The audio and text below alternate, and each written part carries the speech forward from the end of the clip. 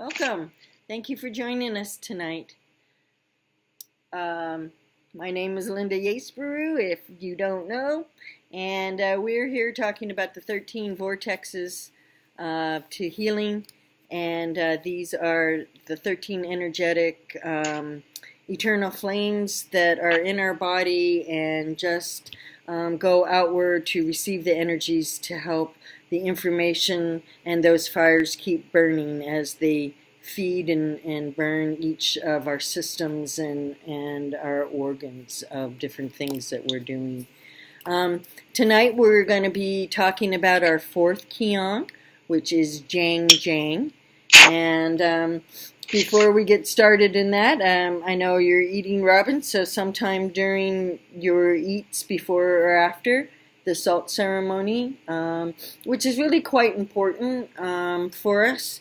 I know for me, with being the toxic little systems that I've had over the last couple of weeks, salt ceremony has been very important for me to help move those toxins through my kidneys so that my kidneys can really work through the poisons and the toxins that I had been given around my eyes. It also helps with the electrical conducting of the heart and helps to move that muscle matter through, and just a really wonderful way. I offered salt ceremony to somebody the other day, and they didn't want to put their finger in my little salt purification pot because they thought that their germs were going to then stay in the pot and then spread her germs. So I really want for you to hear that the salt ceremony is a purifier. And by you sticking your finger in, and Aviana and myself, we're not spreading any germs. It's all being detoxified and purified. So it's just a wonderful, wonderful way to share an amazing healing ceremony.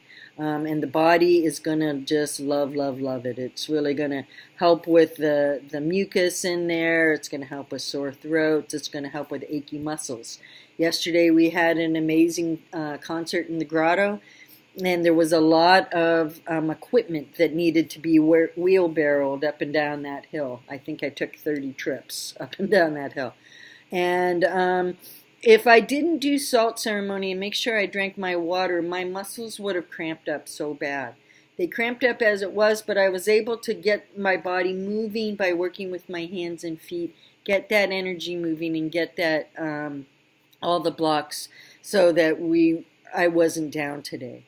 And that's what we're just doing. We want to learn how we can really just move through the dis-ease that we put our body through with the most grace and ease as possible.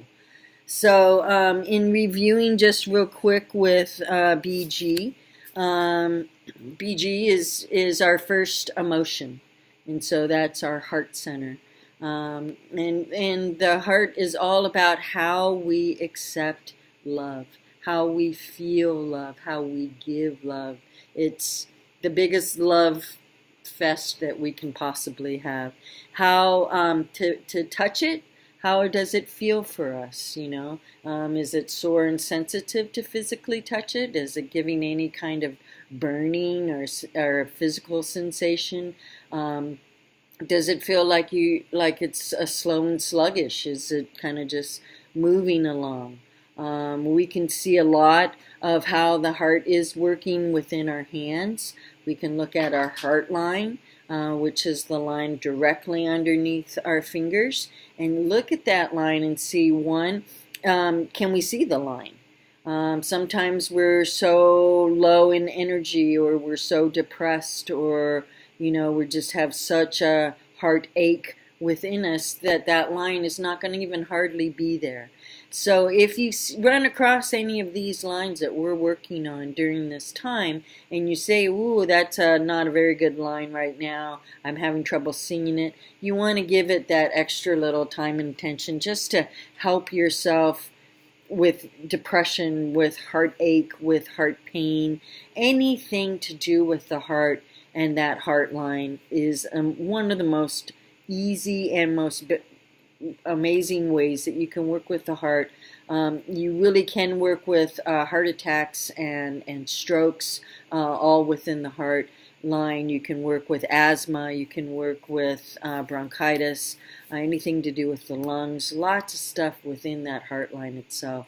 So I hope that you're being able to have a chance to work your heart lines, both your left and your right, daily. Your left throughout the day, should you be having tough communications with somebody, or you're just feeling like you're needing to lower your blood pressure. I've had many people take Duvashpeshin in the hospital just before they get their blood pressure taken, or to even try it as an experiment. And they would go have their blood pressure taken, see how high it is, and then talk to the doctor about giving them 5 minutes to do their line, come back in, so that they can physically see that their heart blood pressure has dropped anywhere from 10 to 20 notches, which is really pretty amazing. Another thing that I wanted to review real quick before we get into Jang, and Aviana, again for you, thank you for bringing this question up a couple weeks ago, and that was about stonework. We got a little bit into the stonework. Each Kyong has its own stone that it really likes to work with. And I believe one of the questions that Aviana had for me was about cleaning the stones, and what do they look like if you use them a lot? Do they start losing their shine, or do they start changing color? Yes, they do. So stones are a wonderful healing device. There are some master stones. So far we have worked with 2 master stones, the turquoise being the first one, and the citrine being the second one. Master stones means they don't need to be cleansed. They can transmute and they can cleanse on their own. Obsidian, which will be the other one that we'll be working with, is another stone that is a self-cleaner.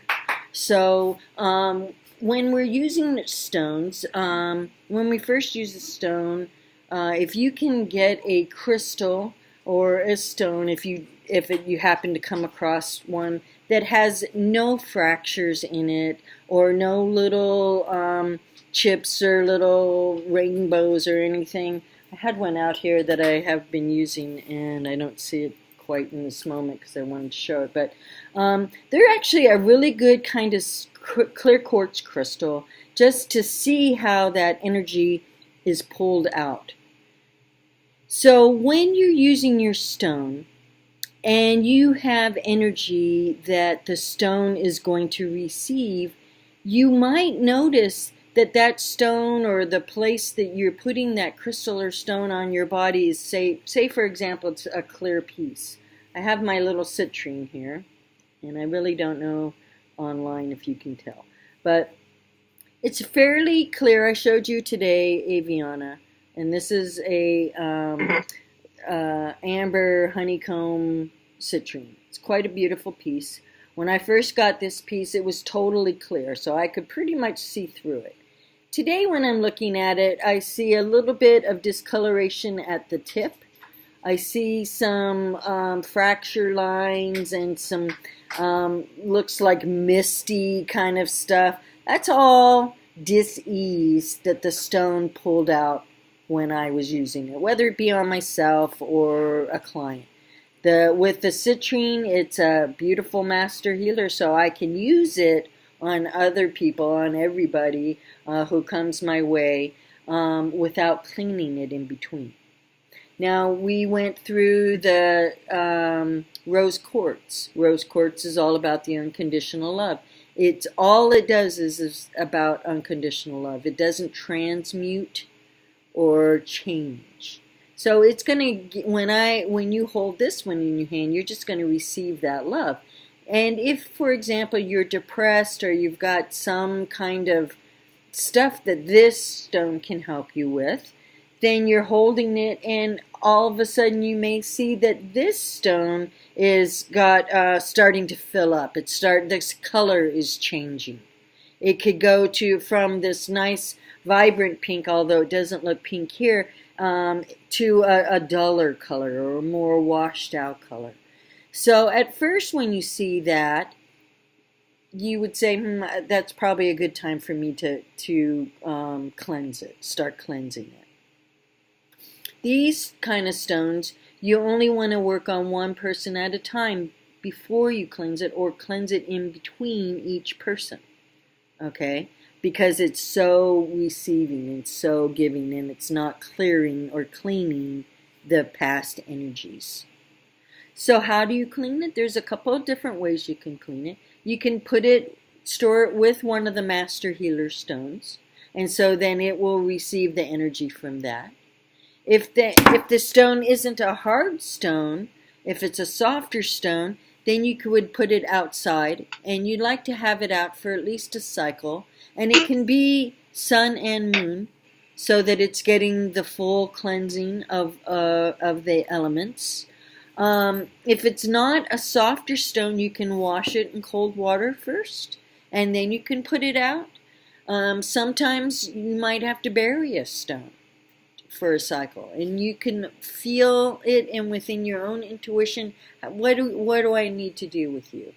You can always ask the stone or whatever tool you're working in, what would you have me know? Is it time for me to clean you? If you just don't know.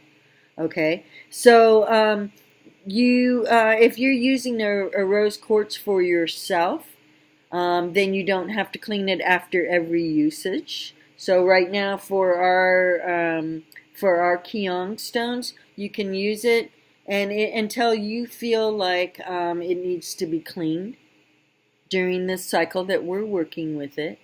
Then just continue using it. If you don't feel like it needs to be cleaned, continue. If you feel like you want to clean it once every other week, just to maybe see what that energy will look like after you've cleansed it. So feel what that energy feels like before you clean it, and then feel what it feels like after you clean it, just so that you can get used to the stone's energies. You can also do a stone, see what the energies are like from same type of stone. This is a citrine crystal, and this is a citrine polish.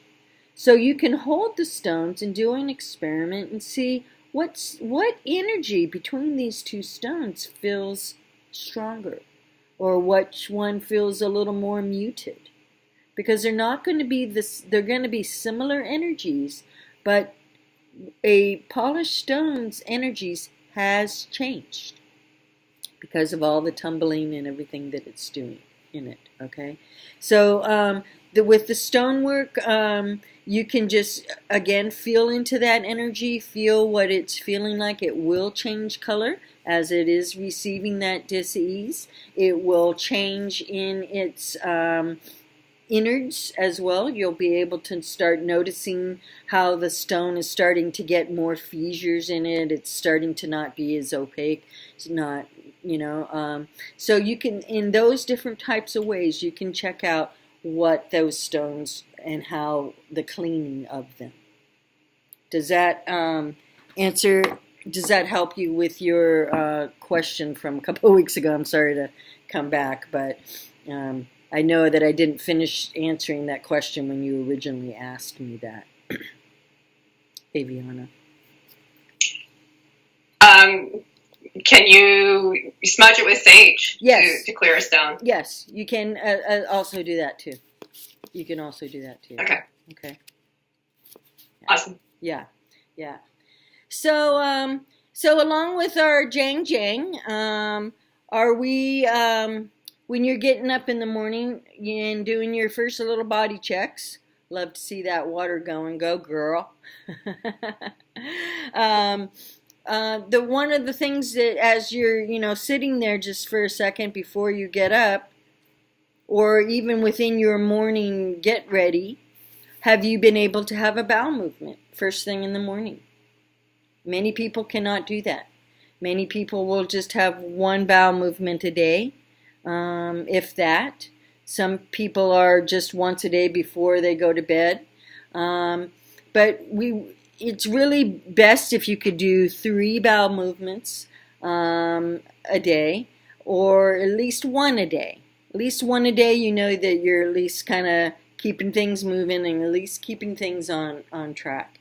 Another question that you can be asking yourself as you're getting up, or just to notice, you know, we're looking at each Kyong. What do these Kyongs feel like when they're not moving right? Okay, so another thing that jang will bring you is pins and needles, or burning and itching all around that that rectum area.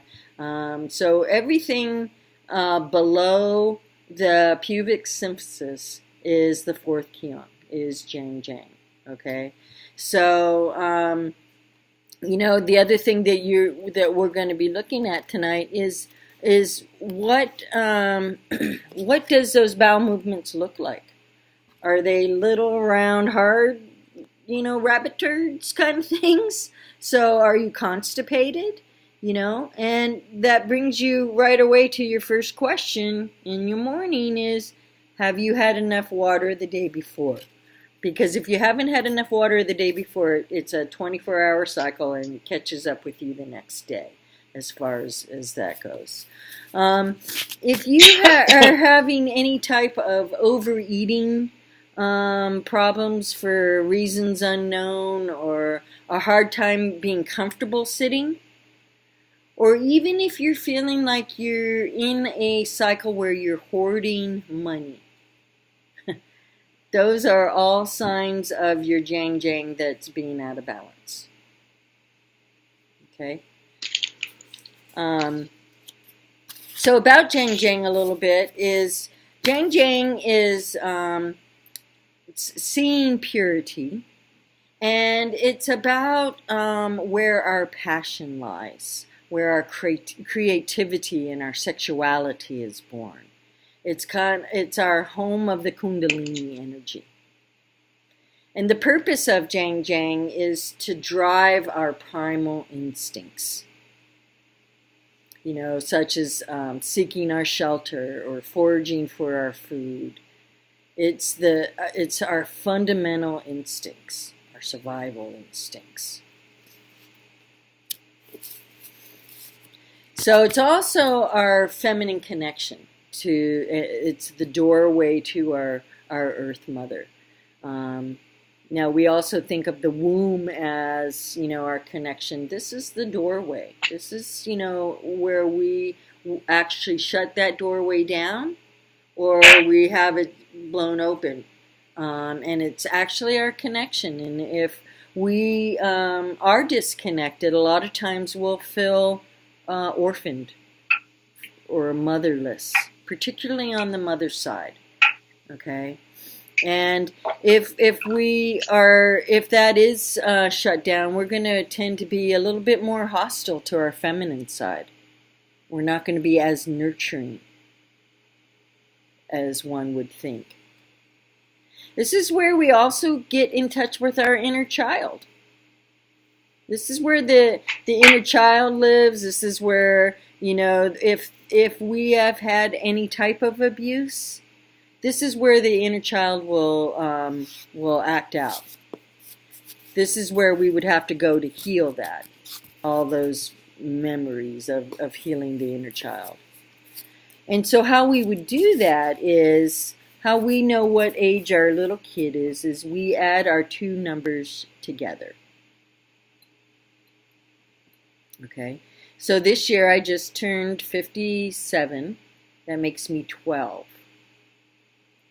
Now we can do a lot of really amazing type of healing with our 12-year-old, or whatever year you are, as these buttons come up for us and we just don't know why we're acting out in the way that we're doing.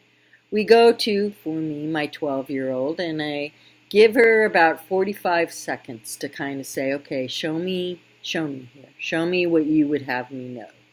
Okay? And any type of issue or situation that came up for me as a 12-year-old that I'm needing to work with will pop up within that 45 seconds. Okay? So I don't want you to go to your little kid yet. That will be a homework assignment for this weekend, is just to kind of get in touch with her and see what she has to share with you. But so if you were to add your numbers together, Robin, how old would you be? Or young would you be? I would be 11. 11. Great, great, great. And Aviana? 13. 13. These are, these are hard numbers for little kids right here. 11, 12, 13. We're still little, but now we're getting ready to get up into those 2-digit numbers. We're thinking we're getting older. We're starting to explore all about our sexuality and who we are and what's going on. And for the most part, as we're growing up, the buttons that we receive within us, they go from the womb till about 13. So these are all the buttons, and then those are the buttons that kind of hang out with us for the rest of our lives. And we keep cycling around and getting those different situations or those different buttons pushed each time. And you're like, wait, I just worked through this one. I just got through this one. Well, this one's back around on a different level so that you can totally heal it with grace and ease for the best that it would do. So this year then, you would work with, each kid is a whole different kid. Each age is a whole different, so we're not going to work with all 13 of our kids all at once. That's too overwhelming for us as adults, and it's too overwhelming for our kid, because they can all get in there and they start arguing and, all that other stuff that goes with it. So we're just going to work with, for the next 3 months, the age that our kids are right now. So if something comes up for you and all of a sudden you're just frustrated or angry or whatever that emotional energy is, that's that primal energy, you're going to go to your kid and say, hey, what's up? Show me what's up here so that we can. Now remember, whatever it is that your kid is trying to show you, and it could be really, really scary for her, okay? Remember that she's already been through this. So you as an adult then can go back and help her through it again. So you're reparenting your kid. Your mom and dad did the best they could do for where they were in that moment. So now we get to give our physical parents a break. They did the best they could. And it might not have been damn good enough, but in that moment, they did the best that they knew how to do, the best that they could. So let's give them a break, knowing that they did the best. And really, now look at you. You are being given this opportunity to reparent. And go back and say to your kid, hey, you know what? I know that was scary. We're going to go back and we're going to check this out on a whole different level and see how we can help you so it's not so scary. And then heal that button so that it doesn't come back around. It doesn't cycle back around, because you've been able to finally, once and for all, heal that energy that just you can't even put your finger on a lot of times. Okay, so the 11, 12, 13, those are rites of passage. So for the next couple years, you get to celebrate your kid as becoming a young woman. So for me, when I was becoming a young woman, I was ridiculed. When I started my moon time, I was laughed at. That was just how it was when I was growing up. So then once I started healing myself and working with myself and the chakras or the Kyongs and celebrating myself for each step of the way, then I was able to really bring my kid out and honor her for becoming a young woman, a beautiful young woman, and look at all her gifts. And so for a very large part of who I am today, I was able to go back and heal my little kid so that we could do that. And I could have the gratitude because she took me back there. she allowed me to have that experience so that I could come back out and help others with that same type of energy and that same type of experience, so that you could heal your inner kid in that way. So the actual location for jang, as I said earlier, is everything below the pubis symphysis. Okay? So that's the pubis symphysis, that's the genitals for the men, that's the tailbone. Okay? On the medicine wheel, that's going to be up in the northwest area, up here. Okay, it's the northwest. And that energy is all about flow.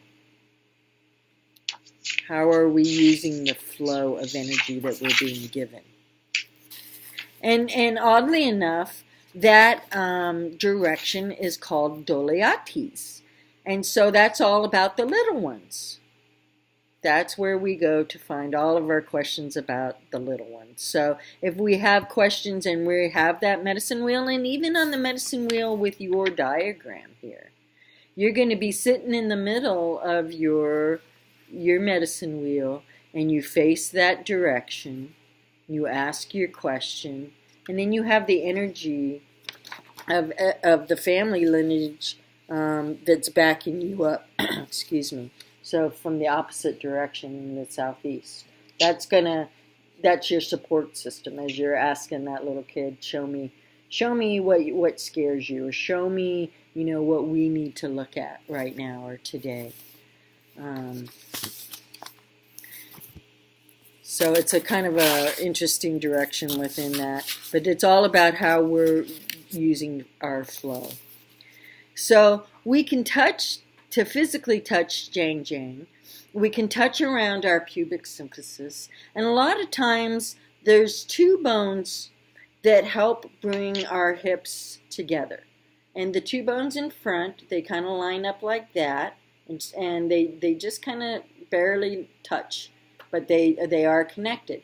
So if the hip comes out of a joint or is misaligned, or sciatic or anything's messed up at all, it can shift. It can actually go in front of or behind. If we're having trouble with our child deliveries and birthing and things like that, we can actually have that be separated. Okay, so we can actually feel jang to the physical touch right around that pubis symphysis edge. You can kind of touch down there. I won't tell anybody right now. We can't tell because we can't see down there. But just kind of touch down there and see if it's a little bit sensitive to the actual touch. Okay? Could feel like pins and needles. It could feel a little bruisey like. It might not feel like anything. And then again, we have that heat factor. It could be wide open, and it could be just really getting waves of heat. So you can kind of tell energetically or how it's feeling with the heat. Or it might just be a little bit warm. Sometimes I'm sitting writing, and if I'm writing and I got incoming, all of a sudden I feel from jang this ball of heat. That's the creativity and the kundalini rising, going through there. So there can be different types of heat where that creative life force is coming through. Or you can find kind of a hot, irritating, So there's different types of how that heat could be affecting you depending on what you're doing, or what type of abuse, if you have had any, in that area at all. You might feel some tailbone pressure.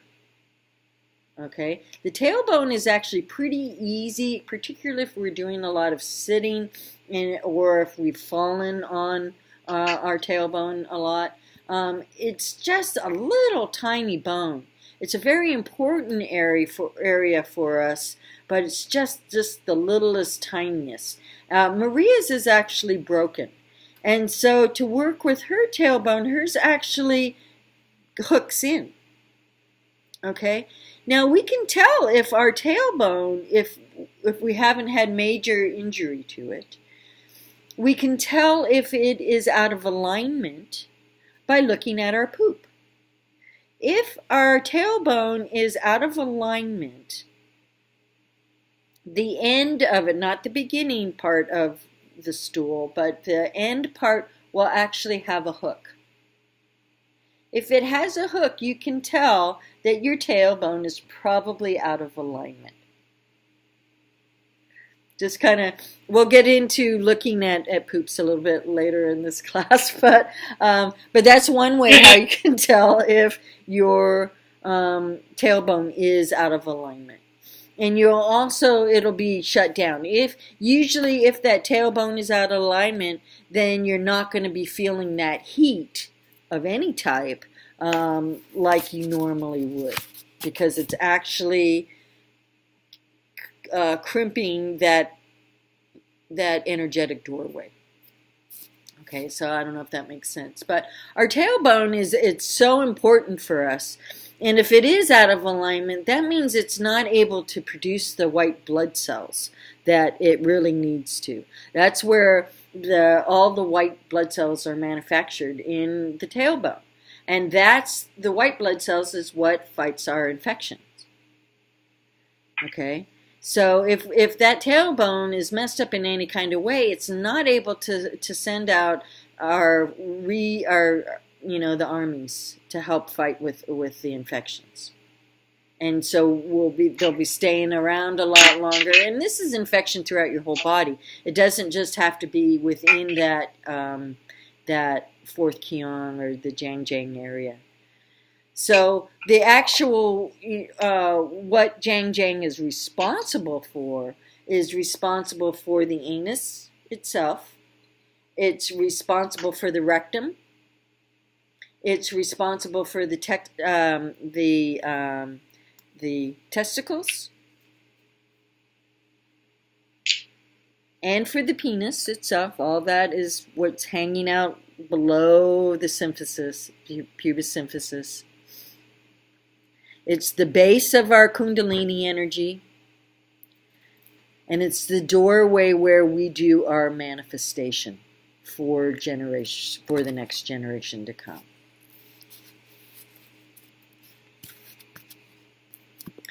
So for me, my history with jang, by the time jang came into play, or didn't for me, I had totally lost my drive, my passion for life. I was so burned out by now, working at the hospitals and just, schlepping. I just slept. I didn't have any, that was all that I did, was work. I didn't have any favorite pastime by then. I didn't have any drive to take me to my next step or to do, I had no idea about my own little kid inside. And it was all about out here by then, because I had just put down this huge wall. I was so overwhelmed with life. I felt lack, and I felt just insecure. I felt like I didn't have anything, particularly family. And I was making wonderful money. Money wasn't really the problem for me at all, but I just felt like I was full of scarcity at that time. My whole demeanor was all about scarcity, and whatever I was doing, it wasn't good enough. There was zero creativity. And by this time, when jang closed for me, I was just concerned about material things and the material world. I had nothing energetically, emotionally, passionately, creatively, nothing. I had nothing about me that wanted me to go on. So now my spark and my embers are gone, and I'm just kind of, simmering, basically, with my energy. I thought that I was irreplaceable at work. It was a very specialized field that I was in. Working with the hearts. It was brand new at that time, we were on the cutting edge of it. So I would work 10 to 16 hours a day.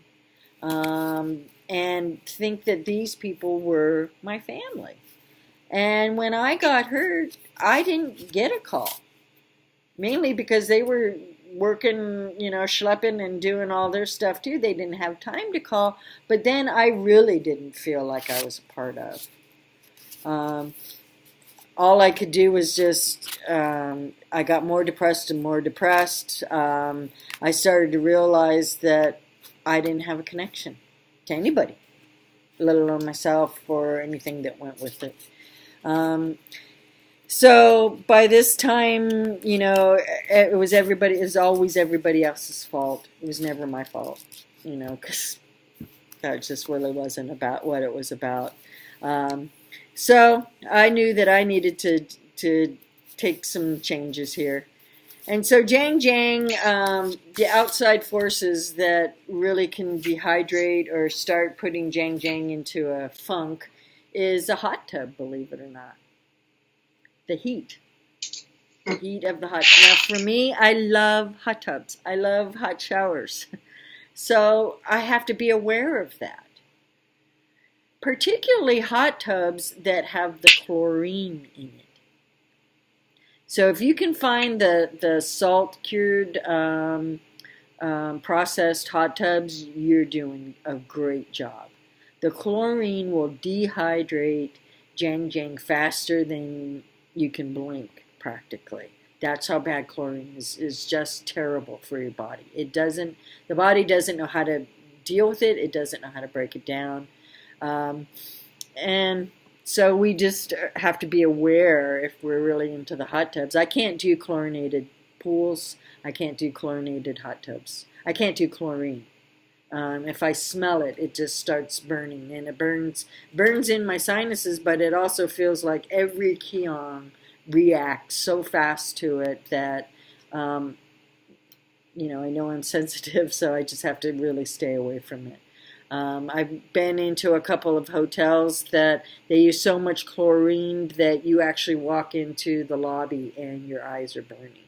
You want to stay away from that hot tub. It will really burn you in not a good and right way at all. Some other things that outside forces that could dehydrate. This one blows me away. We love it, we want it, and it dehydrates us. Sex. It really dehydrates us. Now, the reason why it dehydrates us is because we lube up. So the more we lube up and the more we have all that, the more that we're using the natural juices within our body. So that just means if we're very sexually active, we want to make sure we drink more water, so that our body isn't as depleted, which is okay. It's just we're going to be getting our exercise going back and forth to the bathroom, and it's all good. That's what we know. Some other things that really dehydrate jang is tobacco and laxatives. Tobacco will dehydrate almost every Kyong. Laxatives, definitely with these two, with jang. Any laxatives, because remember, it's also responsible for the rectum.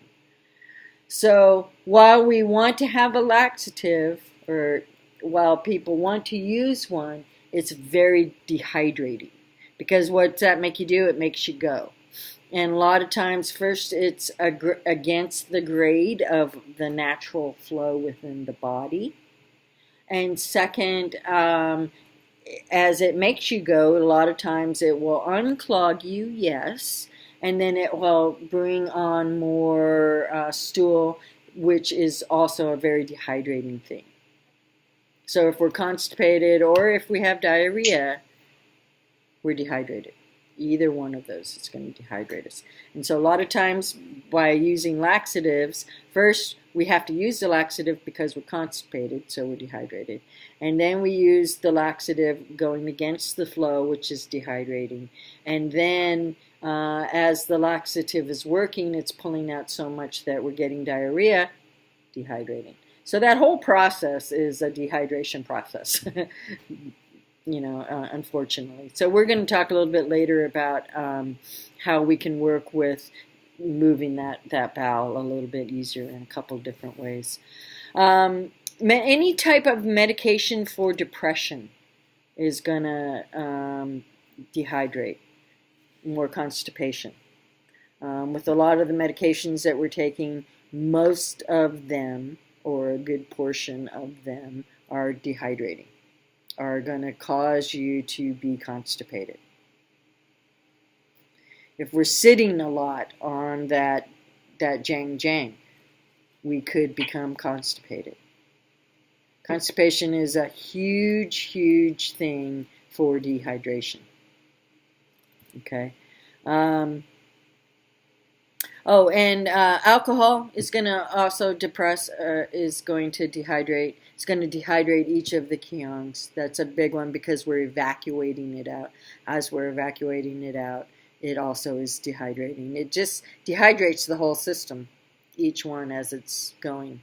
And then for guys, wearing the briefs as opposed to the boxers, that's going to dehydrate the sperm count. It's going to create a lot more heat. A lot of times, the tighter that the testicles and everything are held together, the more heat it's going to create. You don't want to get the testicles too hot. Then you get the lower sperm count. You get a lot of problems with that and that system that goes in with it. And for women and guys, any of the non-natural fibers that we're wearing, whether they be the underwears or the G-strings or the Speedos or however that is, Jang really likes all of the natural flavor, the natural fibers with it because it can breathe, wants to breathe a little bit more. So some of the signs and symptoms of a dehydrated or diseased jang is you'll get hemorrhoids. Okay, hemorrhoids is they're usually pretty small, little hard stools. They can bleed. It's a very vascular area down in the rectum, and so it's not hard to get it to bleed at all. And a lot of times we can get hemorrhoids due to fear of deadlines or anger of the past or afraid to let go or feeling burdened somehow. We also just talked about how constipation and diarrhea is a major symptom for jang, and as well as testosterone and estrogen imbalances. Both of these are part of the endocrine system, and should they come out of balance, we're going to start receiving symptoms like if the testosterone is out of balance. That's a male hormone. We all carry that as well.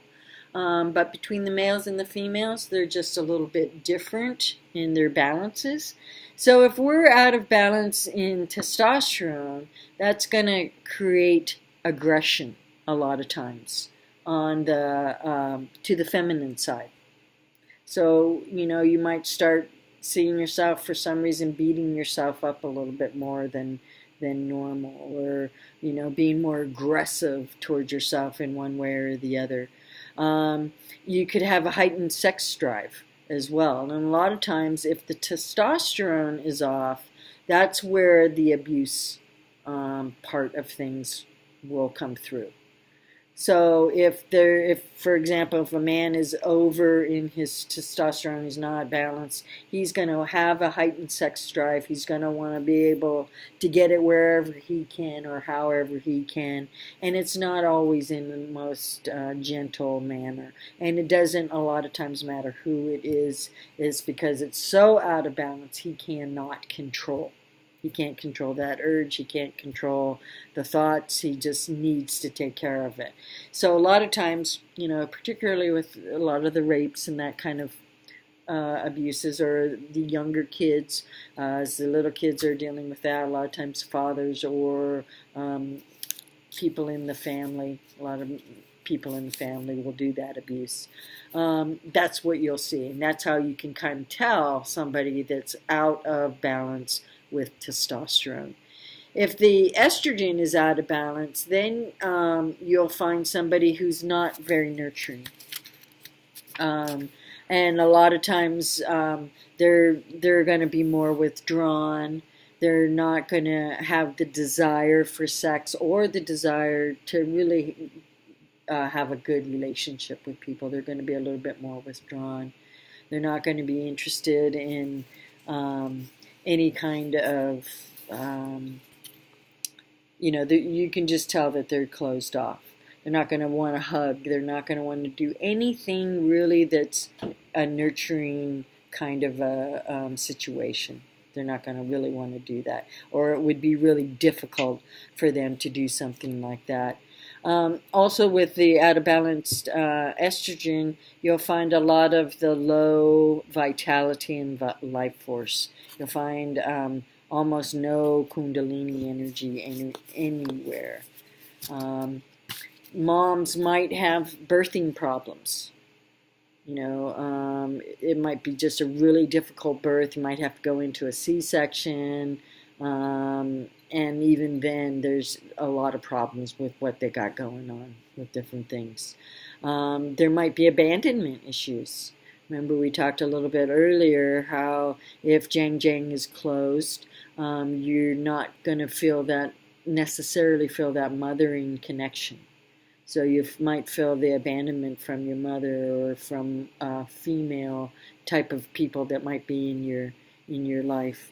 You might have a lot of aggression toward yourself and others. You might have violence in your life.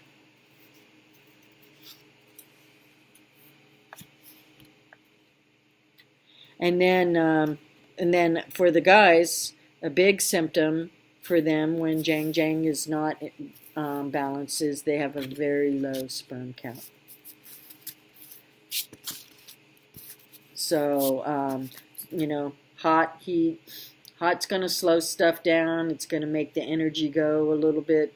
While a lot of times the energy, depending on what's happening, heat will either make things go faster because it's going to thin that blood out. So the heat will make the energy or the blood go faster, and it will go to a point where it's rushing so fast that it can't keep up with it. The energy can't keep up. So the blood wants to just rush through the veins or arteries, but the veins or arteries are this big, and the blood, because it's so thin, is trying to come through like that. So then it creates a lag. So we want to cool that down so it slows down just a little bit, gets a little bit thicker, and then it can go through easily. When the body is so hot, it's more like an acidic type of energy. So it's going to burn its way through. It's going to burn its way through all the matter that's going through there. You might start getting, the burning as you're evacuating things out. That's a really acidic system. It's a really tired system. It's a really over testosterone kind of a system. The heat is going to make the vessels work harder. It's going to make it so that it doesn't really give the body a good chance to heal.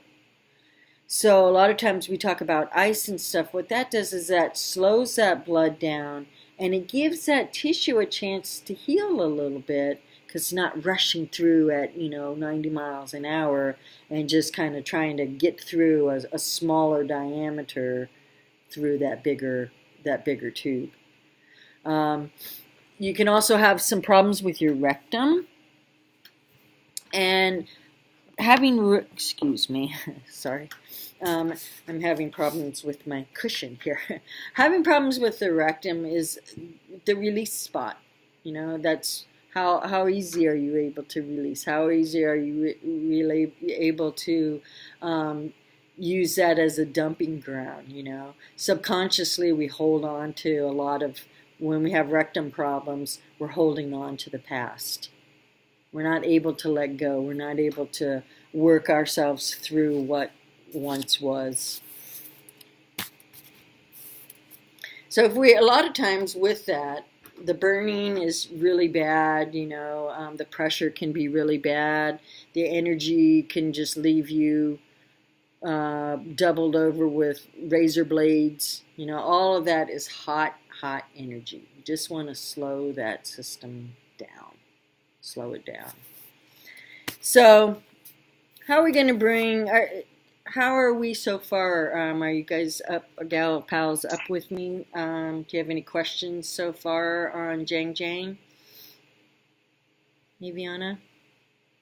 I'm good. Okay, Robin? How are you? Doing good? Yep, I'm good. Okay. It's a lot of info. Yep. Got it. Yeah, and I just am wanting to really show how mentally, spiritually, and emotionally these energies affect the body physically.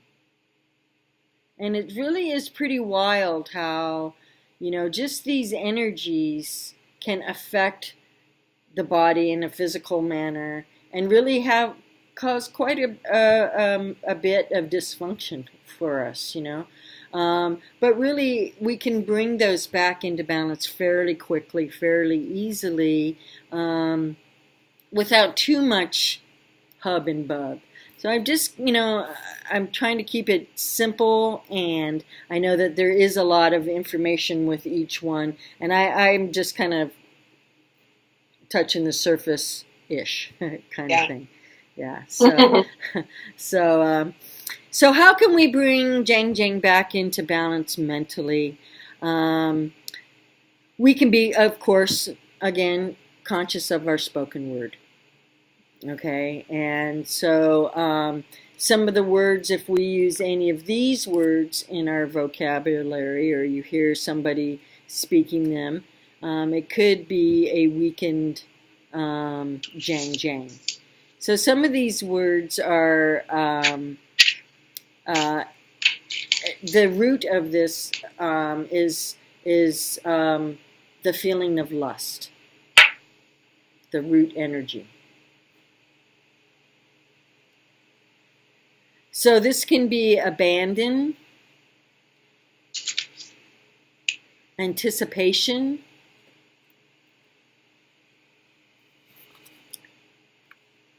can't wait,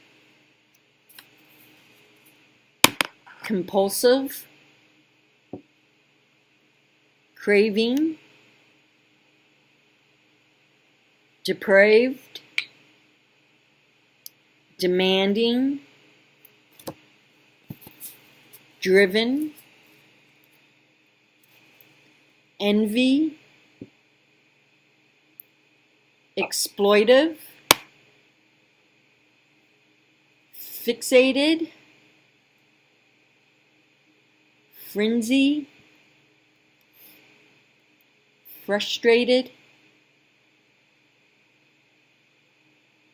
gluttonous, greedy, hoarding, hunger, I want, impatient, lecherous, manipulative, misery, I must have it, never enough,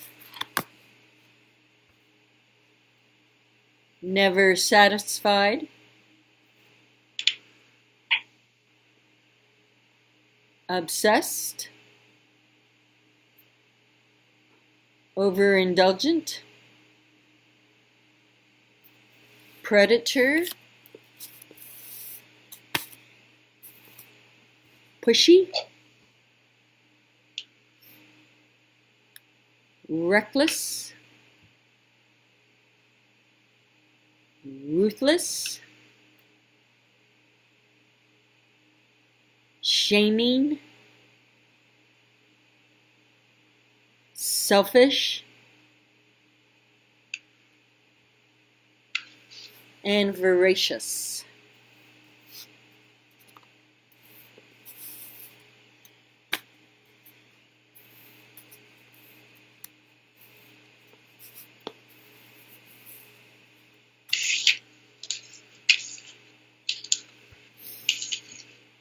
Any of those hit a little window pocket for you? Robin? Yeah, I thought as you were saying them, though, the one that really pumped, it wasn't on your list, but I really thought of like entitled.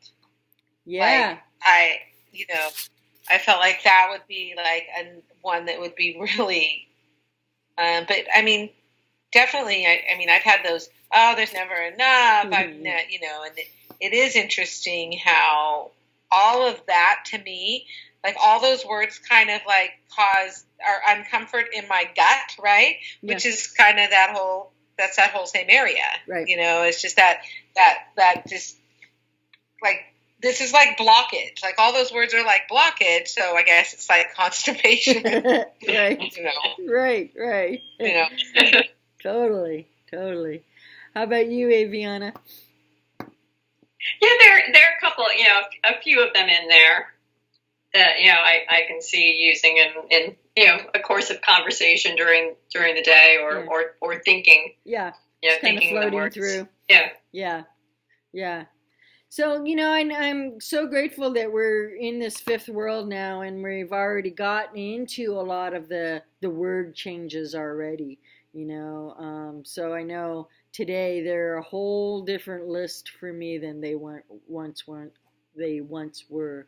When I first started doing my work with my Kyong and read those, I was like, oh, okay, I got a lot of work to do. Not beating up on myself or not judging myself, because I don't get to do that either, although it opened my eyes on many levels back then.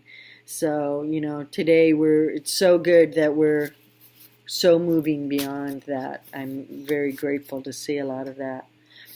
Some other things that we can do to help us mentally get back on a track is to take our time to connect, to take our time with our mother and to connect with our sacred parents, 10, 15, 20 minutes a day, just to sit and be, to listen what they would have to say, and do our prayers and then do our meditation to receive what the parents might have, what suggestions or recommendations they might have for us to go back to. Another really good thing that we could do mentally for Jang is to be grateful. And by being grateful, yes, we want to be grateful overall, but this is a very specific gratitude. And this is the gratitude for your evacuation, for how your body is working. We really, as I said before, we don't give a lot of different parts of our body credit, or we don't, say thank you to our body for working so hard on our behalf. So a little practice, should you choose to accept this, is to, after you have gone to the bathroom, to turn around and just look at your evacuation and say thank you for the work that you have done on my behalf today. Now nobody needs to know what you're doing. You're in the bathroom. You're all by yourself. All right? So I'm just saying, just try it. And just kind of, you don't have to make it a habit if you don't choose.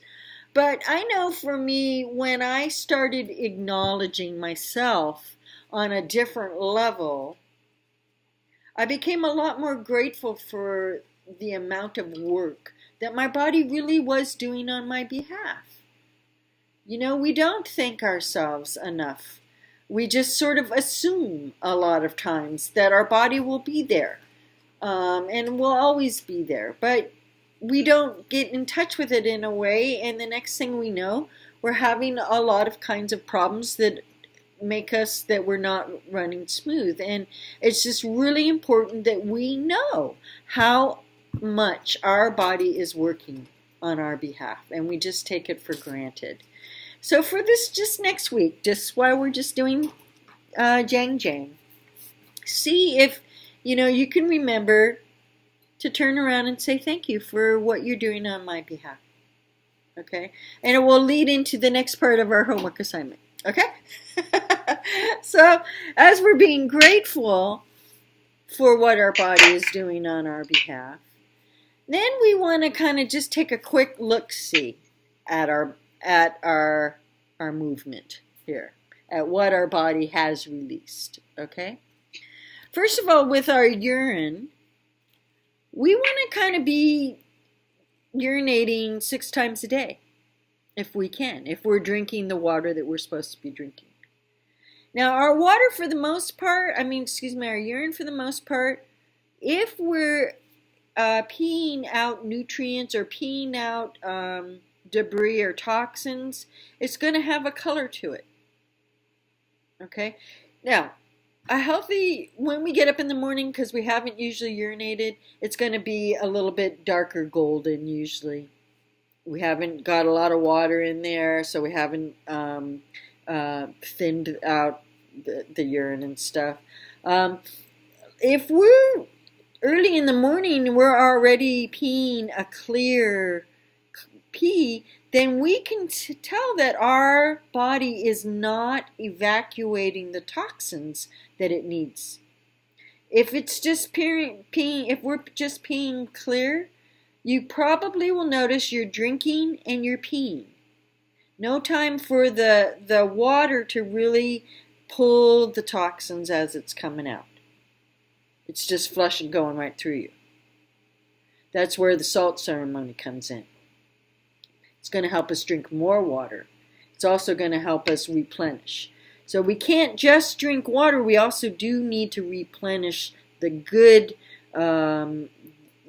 nutrients as well, whether it be through herbal teas or through our protein shakes or through the 100% juices and the cranberry and things like that. When we're looking at juices, I'm not sure if I think I spoke about it with the Daicho and the pineapple juice. We want 100% juice, not 100% vitamin C. So we really got to slow down a little bit and just look at those labels, because in a blink we can pick up 100% vitamin C. That's 100% sugar. Whereas the 100% juice is 100% juice. It might be a couple different types of juices, but it is 100% juice. And we want to replenish the nutrients from our body. We don't want to just do water, because all we're doing is flushing them. We're not replenishing. Okay, so we definitely want to look at the color of our urine. Towards the end of the day, it can be a lot lighter. But if it's totally clear, we know that it's not taking anything out as we're flushing. So we want to make sure it slows down just a little bit. By the salt ceremony, we're drinking a little bit more, and we're putting in good nutrients so that we're not just flushing out everything. So we have to replenish as well. Okay. So as we're looking at our bowel movement, then a good healthy bowel movement is going to be kind of a medium color. If it's too dark, then we have too much nutrients that are coming out. If it's too light, we don't have enough nutrients that are coming out. You want it to be kind of like a soft, ripe banana or toothpaste in texture-wise. A firm, but not a soft firm, but not a really hard. A lot of times you'll find it where it will look like the colon. If it has the hook on the end, you can tell that your tailbone is out of whack there. If it has mucus with it, you need a lot more water.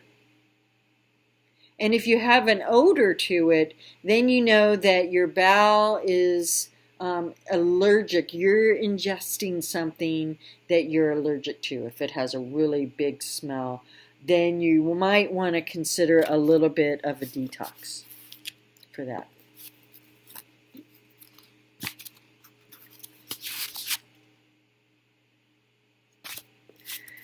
So herbally, what we can do, Jang loves that lavender, loves lavender.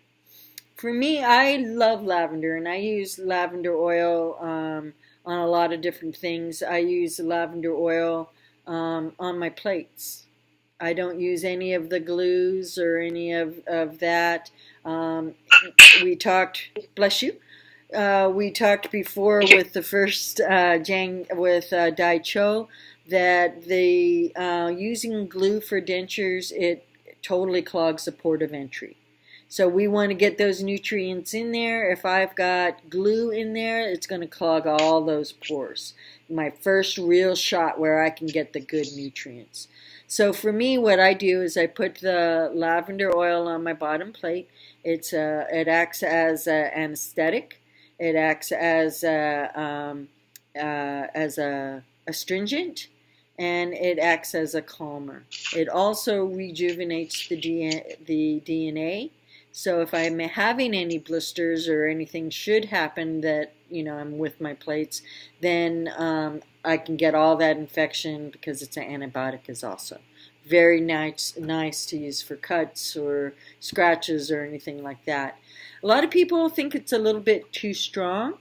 What I like to do with lavender a lot is make essence bundles. And making essence bundles, you can smell them. And having the aura factor, it's the very first thing that hits the brain. So it will really calm it down really quick. I like to hold it in my hand. If I'm holding the essence bag in my hand and squeezing it, then the powder and the energy of that is all going to all of my organs. Because remember, all of the organs and systems are also in the hand. So I can treat my whole body very quickly by just receiving that energy and squeezing that energy within my hand and within my own system. I gave this to my mom who has Alzheimer's or had Alzheimer's, and she would work it and she would sniff it, and it would really help to connect for her. It was wonderful. At one point she lost her bag. We had to hurry up and get another bag to her because she actually became very nervous. They were able to cut back on a lot of her drugs, a lot of the drugs that she was taking because of this, because she would smell it and it would totally just work on her whole system.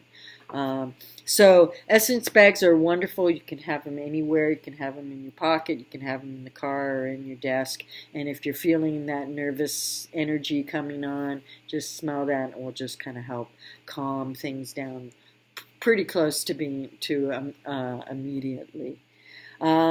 For low vital life force, we want to up our kundalini a little bit. Ginseng is a wonderful herb for that. For hemorrhoids, you can use aloe and or the lavender externally. And that kind of helps to soothe it and calms it from the burning and the itching. And internally, if you are having hemorrhoids, you want to increase the fiber, cut out any smoking or caffeine that you might have, any alcohol. You want to cut down or cut out the red meat. You want to increase the water, definitely. And white willow, the original aspirin, also acts as a mild laxative. We don't want to do anything too harsh to the bowel, but we do also want to be able to give it a little bit of a jump start. Okay. Physically, how we can bring Jang back in the shower, back into balance. One thing that we can do on our hands is in our rectum spot right here. I'm not going to really push this. This is only on the left hand. So let me get my hand out here. And our hand out. I'll have this little hand out. I think everybody got that. So in our left hand is where the rectum is. Okay? The colon goes from the right side, is the ascending colon. Here's my little dude here. So we have the ascending colon, the transverse colon, the descending colon on the left, and then the rectum on the left.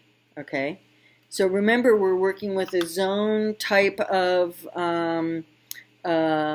modality here. So everything on the left is represents on the left. Everything on the right is represented on the right, within the hands and feet. Okay? So on the left hand, just past the center part,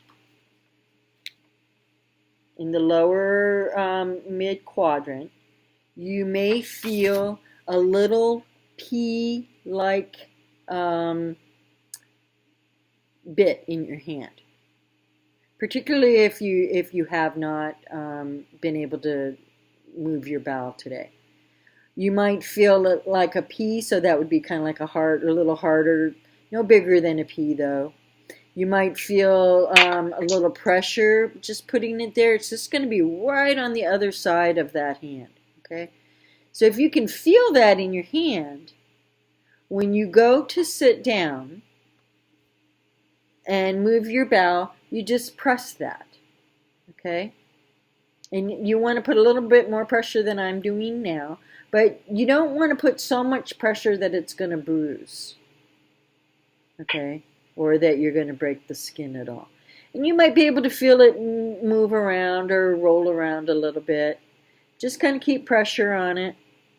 And that will, once your body gets used to that button, it will help you to be able to evacuate within 2 minutes after you start. I use this button every day. I have a sluggish bowel. So knowing that I have a sluggish bowel, how can I help it? How can I help it along so that I'm not straining or pushing? The straining or the pushing is what actually brings the hemorrhoids on. Okay, so by just pushing this spot, then you don't have to strain and you don't have to push. Okay, because that's what you don't want to do. You want to train your body not to push there. You're going to push here, and a lot of times, many times, you can feel it as you're going. You can feel it releasing as well.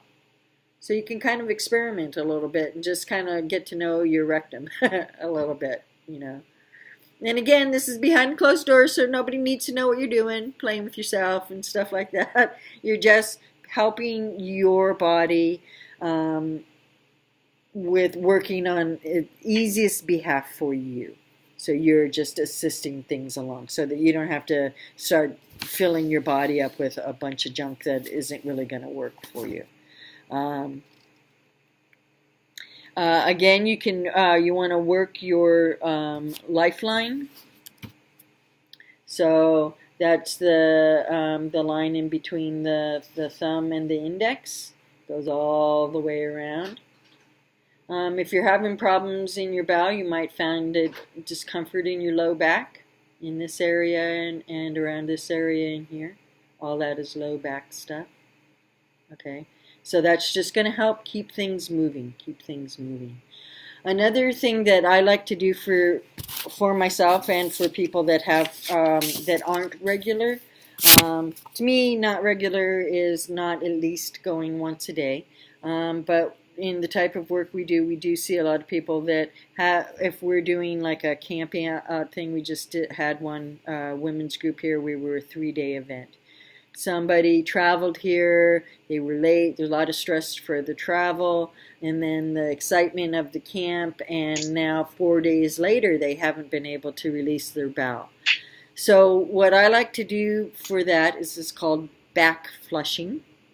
And what you do, again, we're working with the left side of the body, but you're going to come up to the left side of the nostril, You're going to put a little pressure right at that corner, right where your nostril comes out.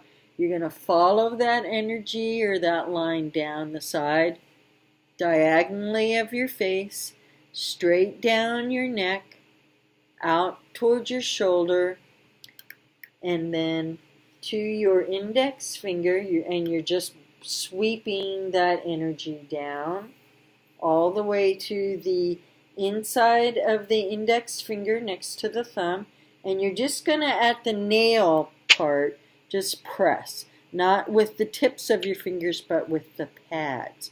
So you're going to press that, okay? And you're going to do that 3 times.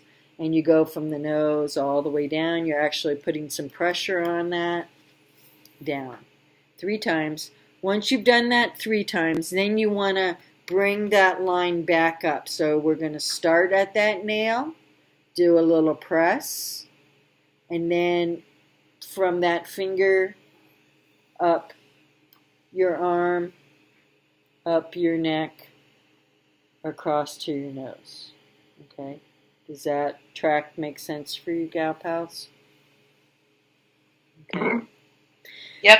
Now, this is called back flushing. It's a really quite an amazing energetic move. If somebody hasn't gone in a while, most times they'll go within 20 minutes. If they're so backed up and they're so dehydrated, of course, more water, salt ceremony, and they might have to do it twice, one and then a couple of hours later. If they haven't gone within 4 hours, we want to do that again. Okay. A lot of times for me, I'll do that. I'll go in, I'll sit down, I'll do that real quick. Takes less than 30 seconds. Then I'll go to my spot. Within 2 minutes, I'm done with my work. And sometimes I'll just sit there just to have a moment. A quiet moment, and I don't have to do any work. Okay? Does that make sense of what we got going on so far? Okay. Another thing that you can actually do for that is also, this is the colon area in the hand. On our little, this part right here, right here in this area. So below the headline, down to the palm, and to the middle line out. And we can make 3 lines, 1 starting in the middle, 2 in the middle, and 3 on the end.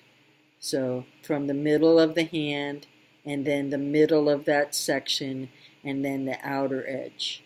Okay, so we're making those 3 lines. I do that usually with the side of my thumb. 1, 2, 3. Now when we're doing it on our hands that way, we would want to do the left side and then the right side.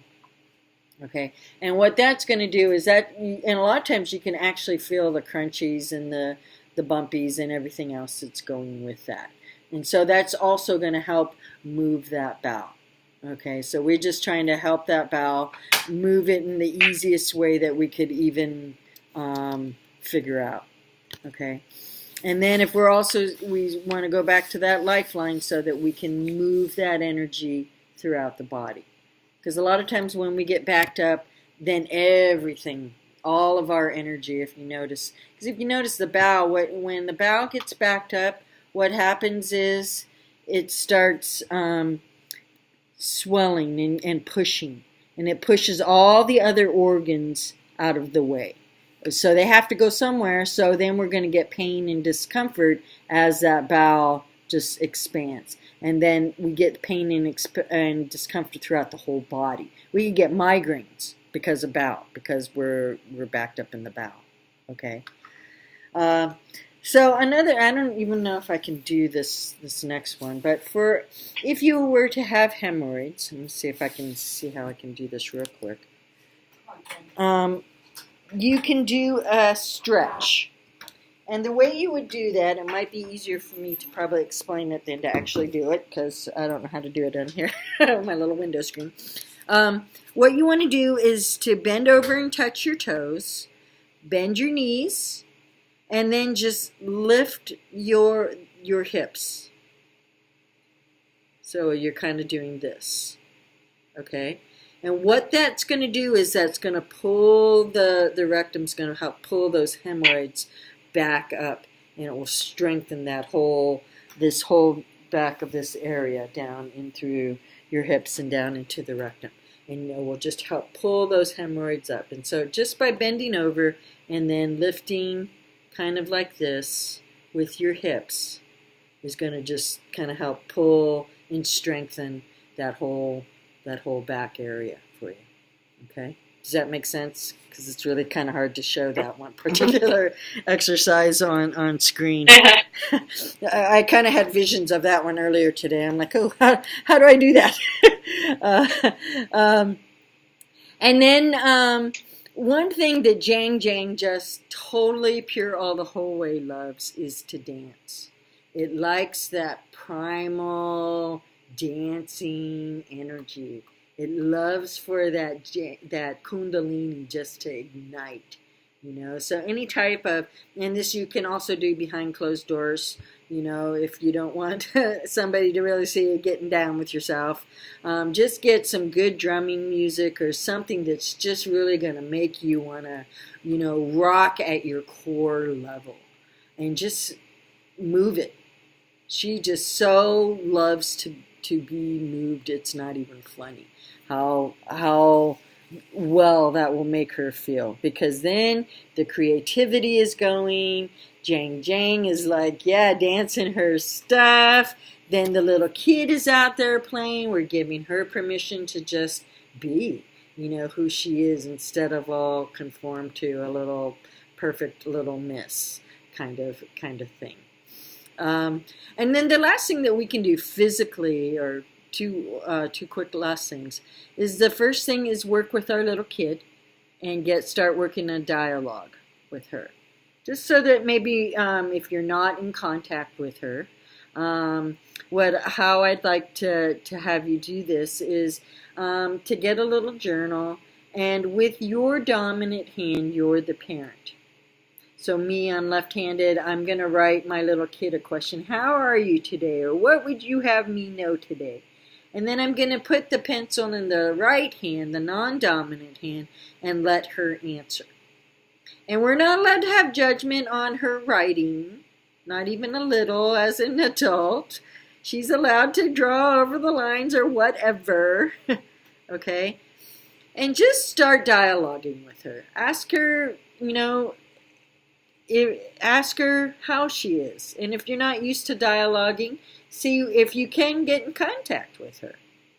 A good way to get in contact with her is if you have a little picture of her at your age now of 11 or 12, 13, to get that picture and put it in the bathroom.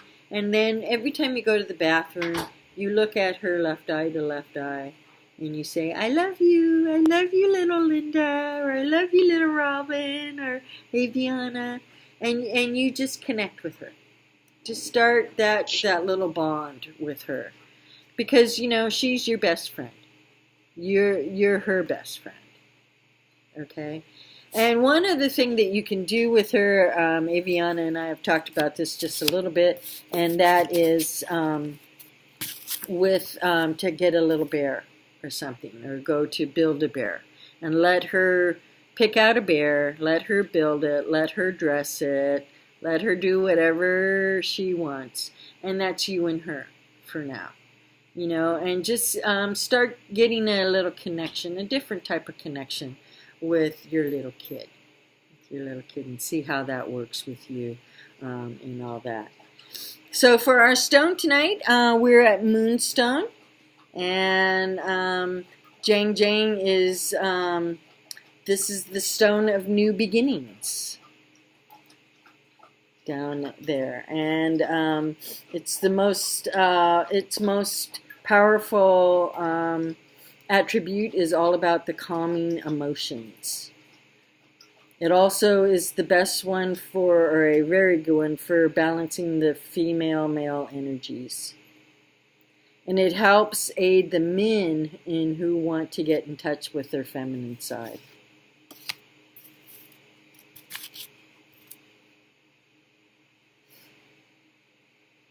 So if you have a chance with this, then hold this one in your left hand. And you have the prayer that goes with the moonstone. I believe you gals have that. And that's, I warmly welcome all who come to me for help. And I let them know that they truly care.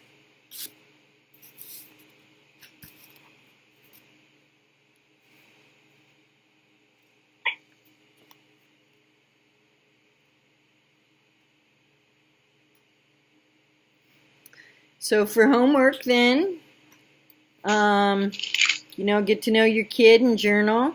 If you have a bear or have time to get a bear and sit with your bear a little bit, that's pretty awesome. Hold your moonstone in your left hand and see what kind of messages that one brings for you. Continue doing your AM check-in and your hand walking. And make sure that you, anytime you can, get your toning involved there. So let me just turn this just for a moment. Thank you for coming tonight. I really appreciate your time. And our next class will be next week, our 5th Kyong Sin Jang. Until next time, thank you.